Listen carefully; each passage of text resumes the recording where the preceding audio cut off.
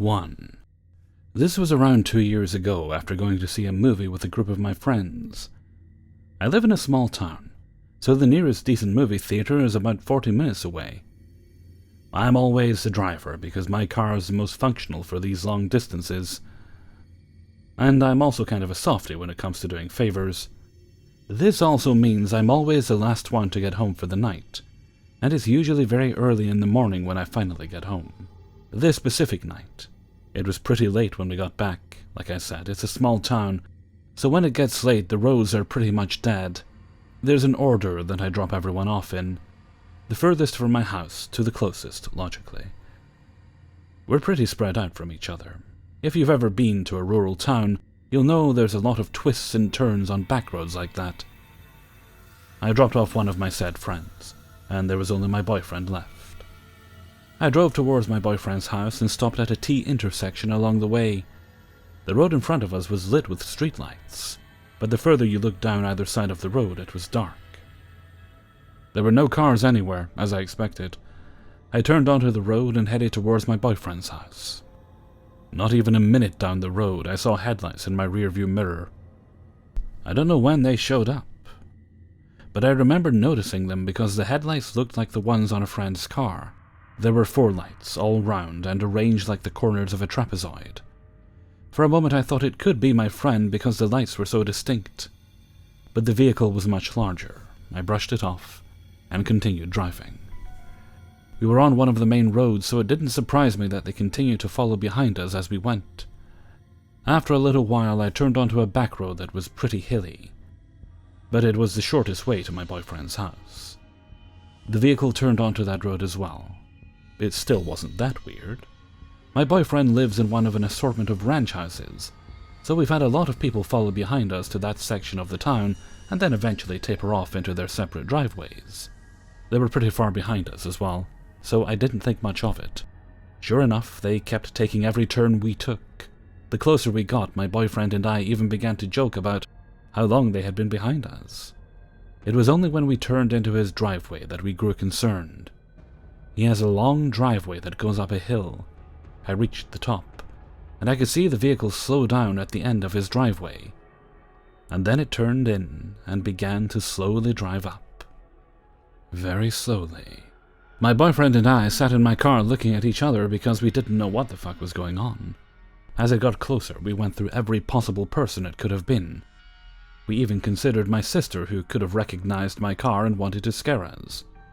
It was a reach since no one we brought up owns a car that looks like that. But I was praying that was the answer. They reached the top and parked maybe 10 feet behind me. Then they turned off their headlights and sat there. It was too dark to be able to make out what kind of car it was. I kept turning in my seat trying to see if someone was walking around, or if I could catch a glimpse at their vehicle. We sat there for a long time trying to figure out what the hell was happening. We didn't dare step out of the car, and I kept the engine running in case I needed to make a break for it. Although they were parked directly behind me, blocking the driveway. I'm not sure how long we sat there for, but there was a good while that nothing happened. Then I heard a creaky door open and shut. I instinctively pressed the lock button on my door even though my car was already locked. I watched as a middle-aged or older man came into view in my side mirror.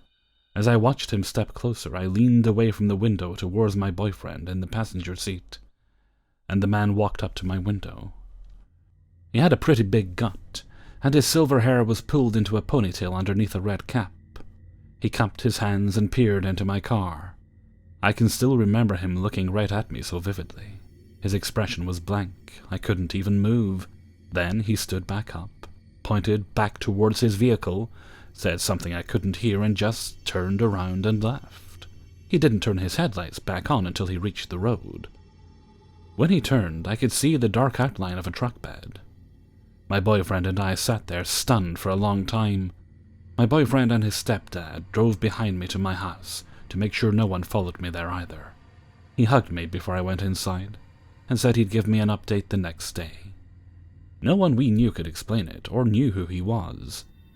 I haven't seen a similar truck since then, but if I notice a car has been following me for a while, no matter what it looks like, I make sure to take a few extra turns away from my house until they've turned onto a different road. I can't help the sneaking suspicion that things may have gone a lot differently if my boyfriend wasn't in the car with me.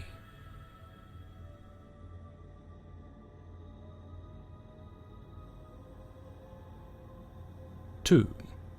A little backstory. I'm a female and was 16 years old at the time of this story. I'm a very socially awkward person that has a hard time talking to people without feeling like I'm being weird. When it came to customers, I felt like I could never really put my foot down when it came to creepy customers. I've now gotten better with standing up for myself, but at the time this is the way I reacted to creepy behavior. Anyways, one day while working at Subway, I was working with one of my favorite co-workers at the time, Bella. It was just any normal day until a man came in. He was about 5'11" to 6 feet, with short blonde hair, blue eyes, and a scruffy beard. He was very different from a usual customer, very talkative and a bit overly friendly. Bella was in her 30s, and he later confirmed he was 30, so I felt comfortable thinking that this guy is just friendly and isn't gonna hit on me. I was more assured when it seemed that they were flirting with each other and it was no big deal. However, working with Bella was a rare occurrence. Most of the time I was stuck working with John, who never wanted to do his job and had me essentially do it for him. I was too timid to really tell him to do his part of the job, so I ended up being pushed around a lot. Learning about John will make you understand his actions more later in the story. For the story, we will call the creepy guy Sean. Sean started coming into Subway on a daily basis. It just so happened that John was always the one working with me, so I suppose Sean's sights became directed upon me. Sean started being extremely friendly to me, to the point where I felt uncomfortable. He was always complimenting my looks, asking prying questions, or trying to get me to meet him outside of work. It really baffled me that he didn't care about the age gap between us, reminder I was 16. I was uncomfortable, but was always friendly and just tried to play it off as him being lonely. He had mentioned that he was watching over a house alone, but didn't actually live in town. Looking back now, however, it was creepy the way he talked about the house. He would say things along the lines of, "It is such a nice swimming pool and I always have to swim by myself. You should come visit sometime because it's so boring there alone." But like I said, I played it off at the time as him being lonely. Sean would always come in around 8 p.m. and stay until closing time, 11 p.m. During this time he would order one thing and then just sit there by himself, either staring at me or his phone. I started to get uncomfortable with how frequently he was there and how long he stayed, trying to make conversation with me and just looking at me. Though I still did my duties of closing front counter, which meant I had to restock and clean the dining area. While I was trying to get ready to close, Sean would stare at me continuously, ask questions to try and get me to stop and talk to him for an extended period of time. I didn't know what to do. I had a job to do and John never did his part either, so I had to work twice as hard. I would just repeatedly say, "I'm sorry I can't sit down and talk to you because I'm working." He would respond with, "Please sit down, I don't bite, just for a little bit, please," etc. I was starting to not feel safe at work. I figured I'd be able to look up to John to help me out at the time, seeing as he was my co-worker and I was just a young girl that was being harassed by this point. But he didn't care. I told him I felt very uncomfortable and asked him to try to do some stuff on the front counter, so I wouldn't have to encounter this guy as much. But he responded horribly. From what I remember, his words were, "Oh, boo-hoo, someone likes you. You should be flattered, it's no big deal." So after that, I knew I couldn't count on him for help. My boyfriend was also getting frustrated because John always made me take out the trash too. And the trash bin is in a literal alley. Every time I took out the trash or waited for my ride, I felt like I was going to be ambushed. My boyfriend started giving me rides home because my mom would always take about 30 minutes to get there or not show up because she was busy. That made me feel more safe because at least I knew I wouldn't be alone in an empty parking lot waiting for my ride anymore. Regarding Sean, I started mentioning my boyfriend and my age to get him to back off, but he never lost interest. In fact, it seemed like he was more interested with the way I felt him staring holes into my back every time I was trying to clean up. Thankfully, one night he came in and mentioned that this was his last day in town. That night was no different. It started off with the usual of him constantly trying to talk to me and watch me. But at the end, he really shocked me with the question he asked. At the end of the night, he asked, "Do you want to go on a date sometime?" I was very shocked and stuttered out, "No, I have a boyfriend." He looked both sad and very angry at the same time. shortly after he left. Thankfully, after that, I never saw him again. However, if the guy ever comes across this, let's not meet again. 3. I was 12 when I met the feisty, charismatic Latina Lola. It was 2006, I was in year 8 and very socially awkward. I had no friends. Our sports class was just dismissed when she walked up to me and invited me to her Halloween party, then introduced herself. I happily accepted and we started talking casually from then on. The night of the party rolled around. Anyone that knows me knows I heckin' love costume parties. I go full on with dressing up, though suffered a lack of inspiration and resources. Eventually I gave up and just went as a dead schoolgirl like the basic bitch I was. White button shirt and a black tie with a short tartan skirt, adding the final touch of applying red lip gloss across my neck and my wrists, so tasteful. I walked through the door while shaking like a leaf. Lola turned to me and squealed with awe. "Caatko, you look so sexy, I'm glad you came. Come sit with us." She rushed me over to a small gaggle of other girls from school that I'd never met. They treated me with kindness and shared similar interests. I was so happy. Thank God for Lola, I thought. Little did I know that I was just there to make up numbers. We became inseparable, like that movie 13. My rose-tinted glasses must have been screwed on pretty tight because I was completely oblivious to the red flags and sirens, indicating the danger I was in. It started off small. Wagging school almost every day, shoplifted and drinking. A lot. But then the La Diable shit started. See, Lola was obsessed with the occult and Satanism, and thus adopted the moniker. This bitch deadass tried to convince me she was possessed by the motherfucking devil. I fell for it. She exploited my naivete to do what she pleased with me. She used this to sexually take advantage of me, though I didn't understand exactly what she was doing to me. She gave me my first O, and I didn't even know what had happened to me. She would cut herself if I wanted to make plans with any other friends. She once beat me, tied me to a chair, and left me there while she went to school like nothing was wrong. I was there for 2 days, sitting in my own filth and starving. What was it I did so wrong? I wanted to go home for the first time in 3 weeks to get some more clothes. I had to transfer schools after a year and a half for unrelated reasons, and I never heard from Lola again. Until about 8 years later. She messaged me asking how I was, and we chatted about our lives since I moved. No acknowledgement of what she'd done. She asked me to meet at hers for drinks. Idiot, me, agreed. We met at hers. She forcefully hugged and kissed me, though I didn't reciprocate. I felt utter disgust. "Holy hell, puberty hit you like a freight train. Your body's incredible, and your tits are amazing in this dress," she gushed. Can you heckin' not, please? After some small talk, Lola finally got to the point. She apologized for what she did to me, citing really severe mental illness. I thanked her for apologizing, though the emotional scars were still fresh in my mind. She laughed and asked me why I was so quiet, that I wasn't the Caatko she knew and fell in love with anymore. We talked about what our relationship was, now formally recognizing what we were to each other. I was still incredibly uncomfortable. Being in the house where all this traumatic stuff happened, it made me feel sick. The flashbacks physically pained me. Eventually, Lola brought up her cocaine habit and was arranging to get some for us. Whatever.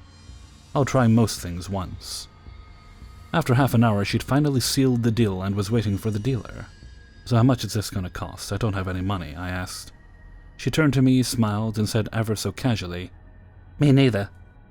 I used to pay with my body, but now I have a boyfriend. So I mentioned you were coming over."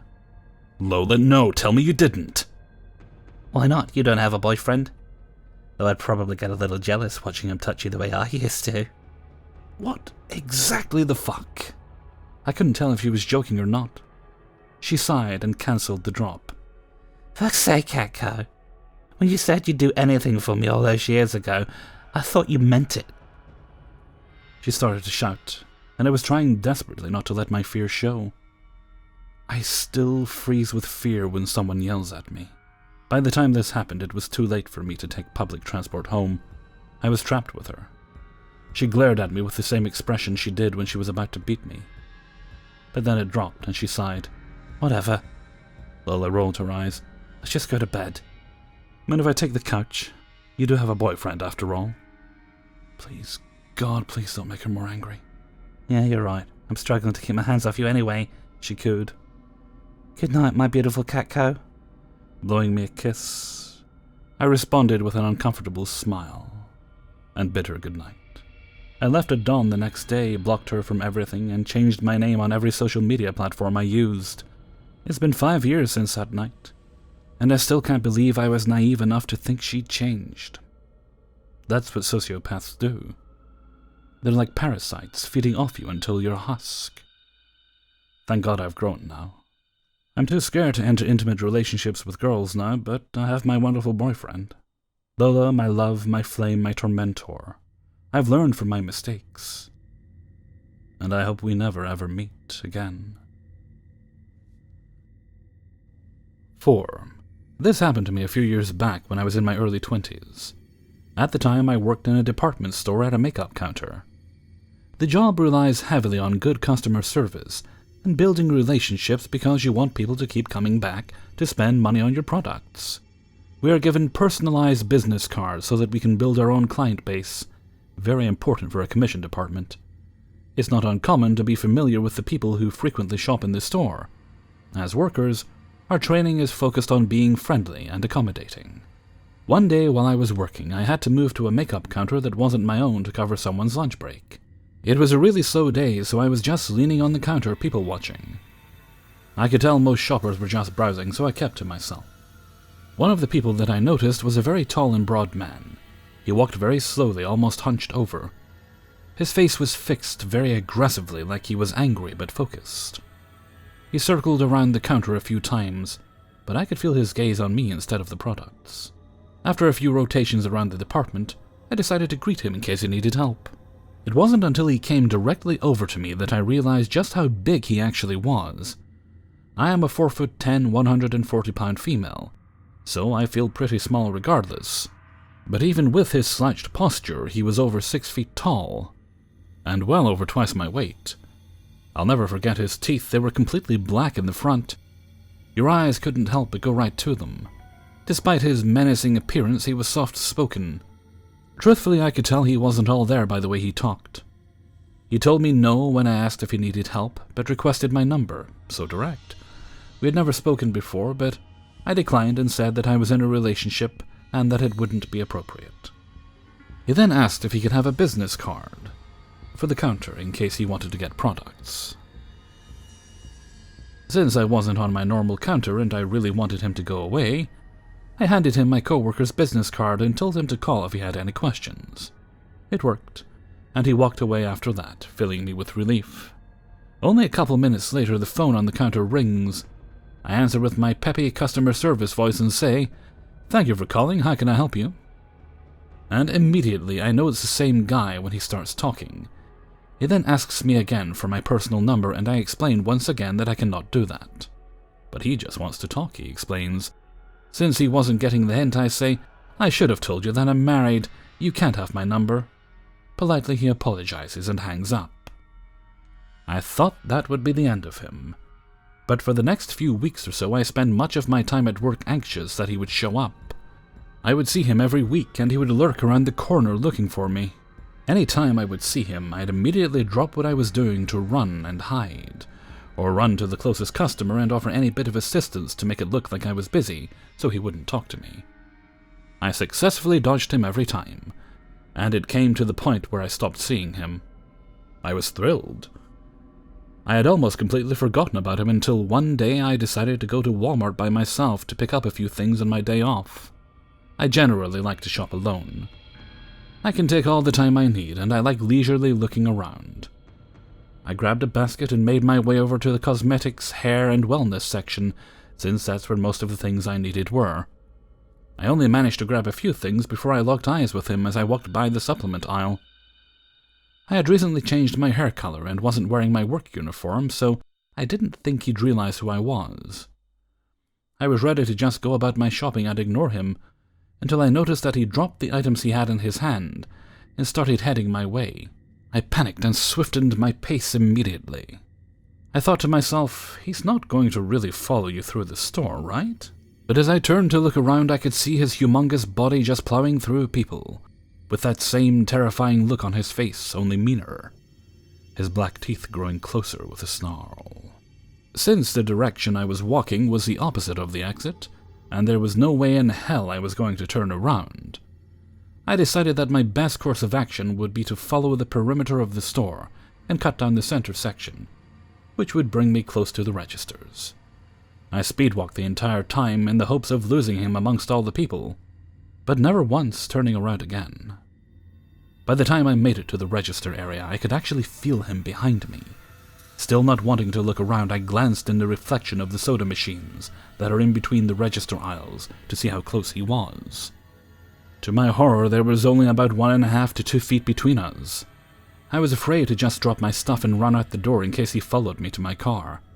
I parked in the far back of the parking lot and didn't want to risk it. I also didn't want to get in line at the registers since the lines were long, and I would just be standing out in the open alone. Instead, I walked into a cluster of people crowded around the self-checkout line. I noticed another large but older gentleman with his carriage in the middle and ran straight for him. The people were so closely clustered together that the man following me couldn't make it through. I ran over to the man in line and grabbed onto his carriage. I said, "I'm so sorry, I'm not cutting you, but there's a man that's been following me through half the store, and I need to stand with you." He was so sweet and let me be with him while we waited in line, and even let me go ahead of him so I could leave quicker. As I was cashing out, I could see in my peripheral vision my stalker staring at me and pacing about. But he couldn't come near me since the self-checkout is somewhat sectioned off. By the time I had finished and grabbed my receipt, I couldn't see him anymore. I looked around, but he was nowhere. I thought about asking the older man to walk me to my car, but he still wasn't finished at his register, so I decided to call my boyfriend and make a run for it. Staying on the phone, I explained to him what was going on as I sprinted to my car in tears, frantically looking around in case he tried to follow me outside. I made it to my car safely and rushed right home, breaking down to my parents about what just happened. I could feel it in my bones that the man wanted to do something to me, and thankfully I didn't find out what that was. His aggressive aura was palpable. To this day I can still remember the adrenaline, nervousness, the sheer terror I felt when he followed me. I had never felt so vulnerable and helpless, even with all of those people around. I quit that job roughly 2 years later. I had only seen him one other time there since the incident, but I still live in constant fear that we will cross paths again. I'm afraid to shop alone, something that I wouldn't give a second thought to years before.